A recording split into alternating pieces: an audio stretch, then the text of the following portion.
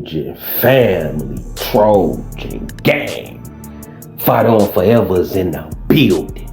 And today I'm about to talk about who gonna step up to be wide receiver number one for USC. And I feel like that's critical.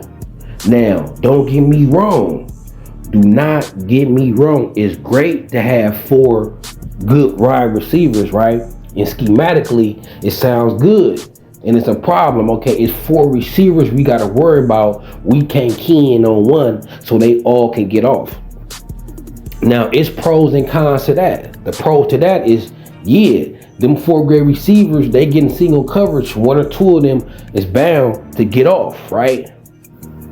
But if you got a great defensive coordinator with great DBs, you could call certain coverages that could take away some of the things that them 4 receivers can do, right? But it's still a problem. It's still a dilemma. But I feel like when it comes to crunch time situations, let me give y'all an example on why I feel a wide receiver 1 is needed, meaning, and what I mean by wide receiver 1, all these kids are wide receiver 1 type talent. What I mean by wide receiver 1 is you have to be double teamed. You have to, or you going off for, you putting up Keyshawn Johnson type numbers. I'm talking about 13 receptions, 250 yards, 3 touchdowns. I'm talking about you have to be double teamed or you are going to almost single-handedly beat the other team by yourself. Marvin Harrison Jr. type, like you have to be double teamed or you looking at 200 yards something receiving, 150 plus something yards receiving. Like you have to double team this guy or this team is going to move the chains every time on 3rd down because he's going to get open and move the chains. Right now, the talent we got, nobody is still meriting to be double teamed every play, no matter what corner, right? So it's some college team that got NFL corners on it that they will put on an island with our receivers and feel good about it. And that they can compete because they NFL level corners. If you got NFL level corners, then you ain't gonna double team, and then you go just run what you run your zone, and not focusing on keying in on doubling any one wide receiver, right? But you need a wide receiver that's unstoppable for big games and clutch moments. And let me give y'all an example. Y'all remember the Notre Dame game, 4th and 9. Matt Leinart knew he was going to Dwayne Jarrett the whole time. That was his wide receiver 1. Now I know Steve Smith ended up having a better career than Dwayne Jarrett in the NFL, but at USC, Dwayne Jarrett was wide receiver number 1 at USC, right? So when Matt Leinart dropped back for that pass, he was going to Dwayne Jarrett no matter what. That's my wide receiver 1. He's 6'5". I see one-on-one coverage with him. I'm going to him. And it wasn't even a great throw. He actually underthrew it. And Dwayne Jarrett still got the ball and made it happen. So having that wide receiver 1, that helped us get that 4th and 9. Now, say if that same USC team, that Dwayne Jarrett wasn't wide receiver 1. They had 3 or 4 all equal receivers. Now Matt Leinart, now he's dropping back. He's not knowing where he's throwing to. Now, don't get it wrong. He probably got to just throw it to the open man now. But now that's time. That's thinking. That's waiting to route to develop. Now you could get sacked, right? Now instead of reacting, you're thinking, right? He just simply reacted. Height, it's 4th down. I already know where I'm going to. Unless he getting mauled by the DB, unless the DB that knocked him down or just really got him blanketed it, I'm going to my guy. I'm reading the defense. Oh, he gonna at least have single coverage for the first 10 to 15 yards. I'm getting him the ball, period, right? Then for instance, another reason why it's great to have a wide receiver 1, because just like having 4 wide receivers and the defense can't key in on one, everybody can get off. Having a wide receiver 1 gonna have the same effect. Let me give y'all the example. Let's go to the Rams Super Bowl, right? The Rams Super Bowl, they offense was going up and down the field until Odell Beckham got hurt. Now, Odell Beckham was getting off and on his way to a monster game because the Bengals had made up their mind that Cooper Kupp is not going to beat them. They was doubling Cooper Kupp, right? and Odell Beckham was getting off. And then as soon as Odell Beckham got hurt, they offense started struggling. They only finished the game with like 23 points, but they was on pace to score like 35 points. Before Odell Beckham got hurt, their offense was looking unstoppable, right? That's another thing. When you have a wide receiver one, it forces the team to pay attention to that receiver and key on that receiver. So the other receivers guaranteed to get off of their ballers. So say if somebody like Jacoby Lane, that I have pictured right here, right? Look at that leaping ability. Look at that size. Look at that pass catch radius. So say if you have somebody like Jacoby Lane and he ascends to the number one wide receiver, right? And he's unstoppable. He's unguardable. Teams are going to be like, we ain't finna let Jacoby beat us. We're going to double him. And great teams, they try to take away your strength or take away your weaknesses. Either way, right? So if a team take the approach is, we're going to take away your wide receiver one, let's say it's Jacoby Lane. We're going to take him away. How we going to take him away? He's a wide receiver one. And what I mean by wide receiver one is you can't be covered by one. So if you're going to take Jacoby away, right? If you're going to take Jacoby away, you need two defenders dedicated over there. And that's whether you running a man or a zone.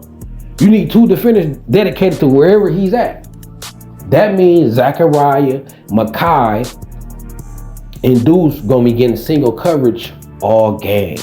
And that going to thin out, if you run in the zone, that going to thin out how much field your zone can cover. So it's going to be holes in your zone when you run zone because you got two committed to Jacoby Lane. And this is going to be a chess match. This is going to be up to Lincoln Riley and the quarterback to find that hole in the zone. And when it's going to be that hole in the zone, that extra space on the field, guys like Deuce, Jakai, and Mekhi, now they can take it to the house because now they got racked. Now they finna catch the ball and will run after catch action, right?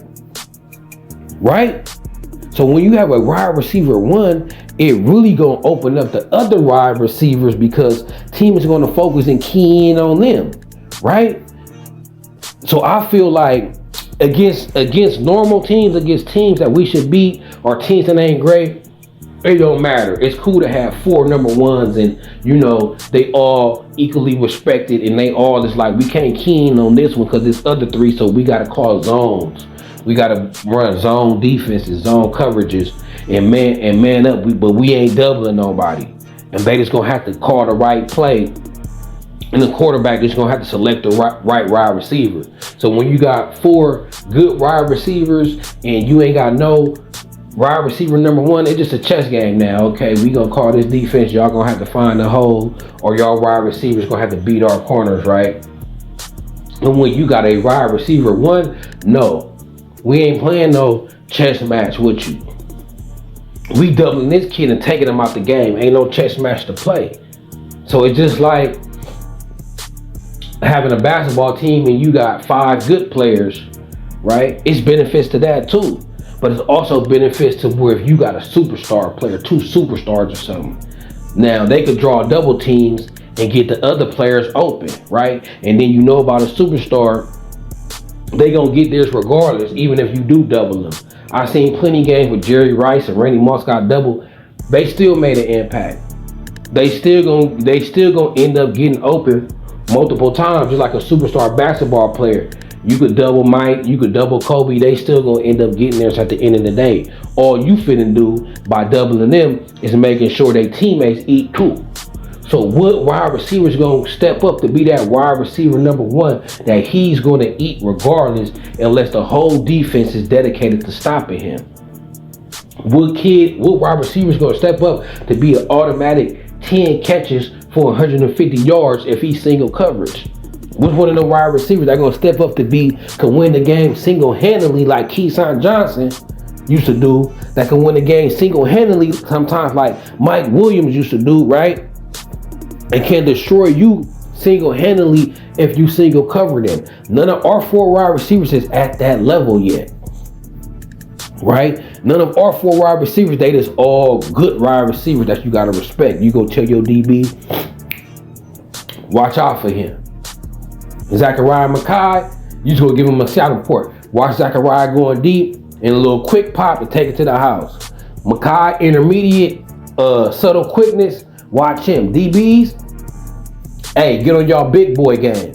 Deuce Robinson and Jacoby Lane, big. Get your jump ball ready, right? They're gonna try to use their size. That's gonna be the game plan. There's a breakdown of the players, right?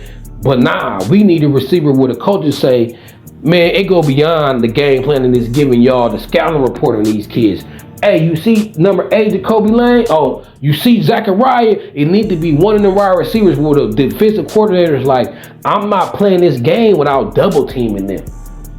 And that will make our offense consistent. I think that's why sometimes our offense struggled against elite teams last year, right? When we played UCLA, elite defense, only 20 points.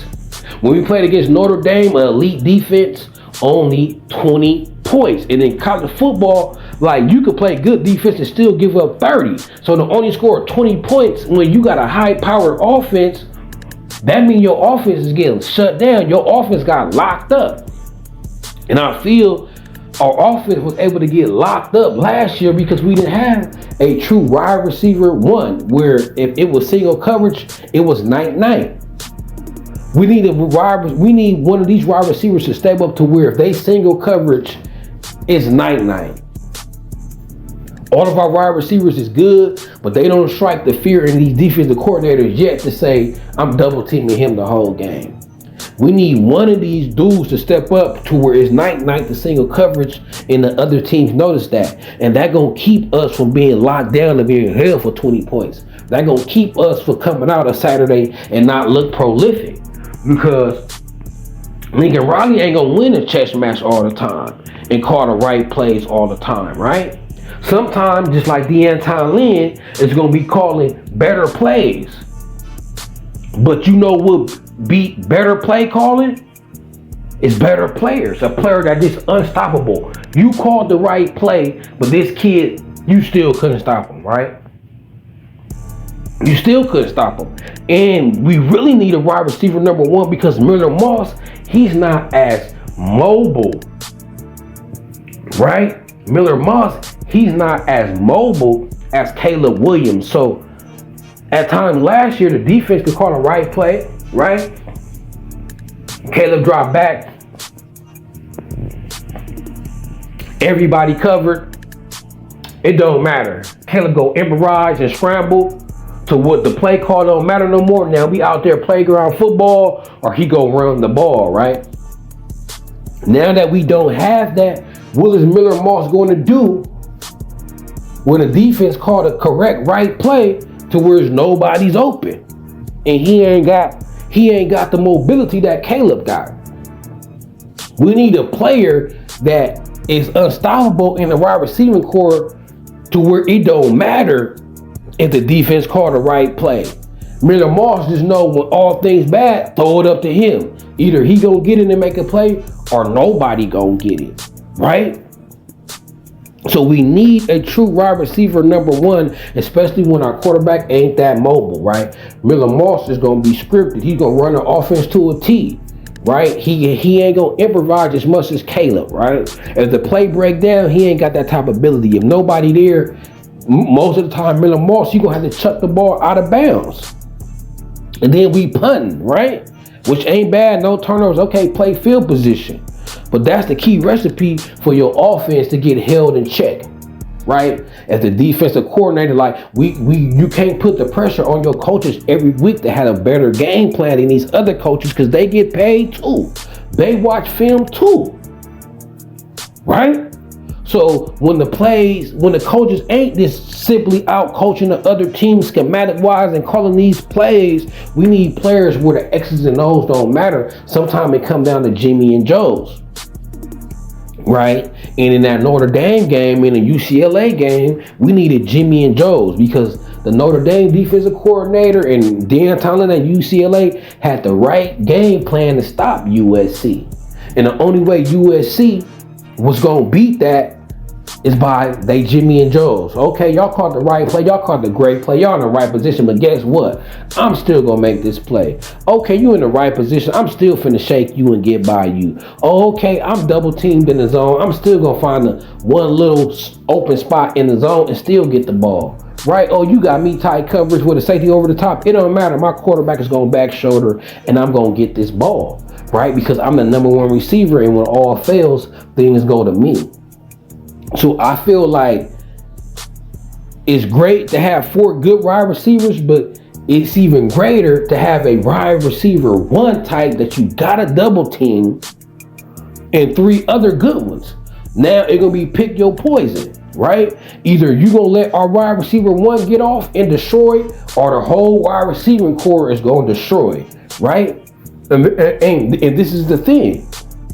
Even if they choose to let the wide receiver 1 go off and do his thing, our other 3 wide receivers ain't chop suey, so they gonna be eating too. Now all 4's eating, right?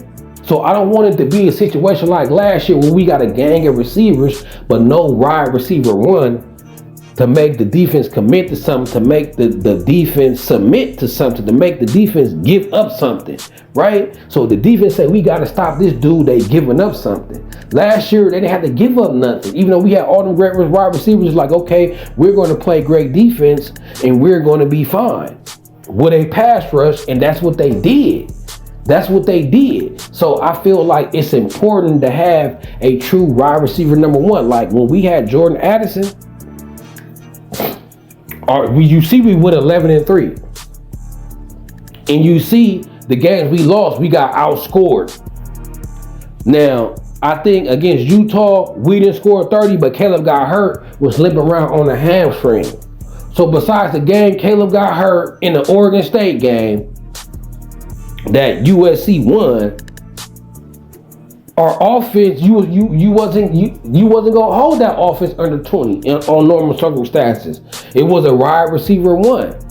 Jordan Addison was forcing double coverages, right? So our offense kept clicking. There was no way we wasn't scoring 30. Just like I said, the Oregon State was the only game where Caleb was healthy and we getting scored at least 30 points. So when you don't have a wide receiver number 1 that's striking that type of fear in the defenses, it's gonna be some days your offense, your passing attack might not be that fluid, right? Because now it's a X's and O's game. And then when it's an X's and O's game, it's going back and forth, and both coaches is about equal, right? What's gonna break the tie? A number 1 wide receiver. And I'm just talking about passing.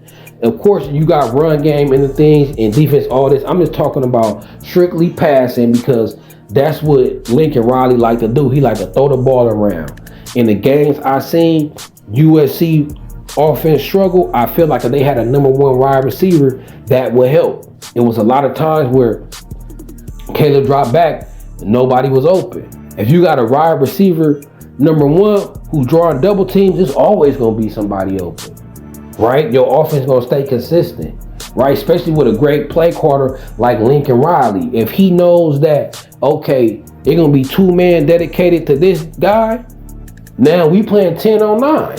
We about to eat. So what y'all think, man? And who y'all think could excel to that wide receiver number 1? Right? I don't care who it is. And to me, they all have the equal chance to be that dude. Jacoby, Zachariah, Deuce, Makai, right? They all got that potential to be a wide receiver number 1. So, but I need one of them to at least step up to be that. The defense can't go without double teaming this kid, because he'll put up Keyshawn Johnson type numbers, right? He'll put up Randy Moss type numbers, right? He'll get 2 TDs and 100+ yards receiving for sure type dude, no matter what, right? So Trojan family, what y'all think, man? Who gonna step up to be wide receiver number 1 for the Trojans? Or do y'all think we need a wide receiver 1? Y'all just think we just need them 4 guys to be good? I think if somebody excels and elevates to a wide receiver 1, and what I mean by wide receiver 1 is the man to double team every play, no ifs, ands, and buts about it, I think that will make us more consistent especially when we go against the great defensive teams, right? But until then, man, it is Carter Sports. I'm just bringing y'all videos. We get closer to the season. I'm getting hyped up, and this just came across my mind.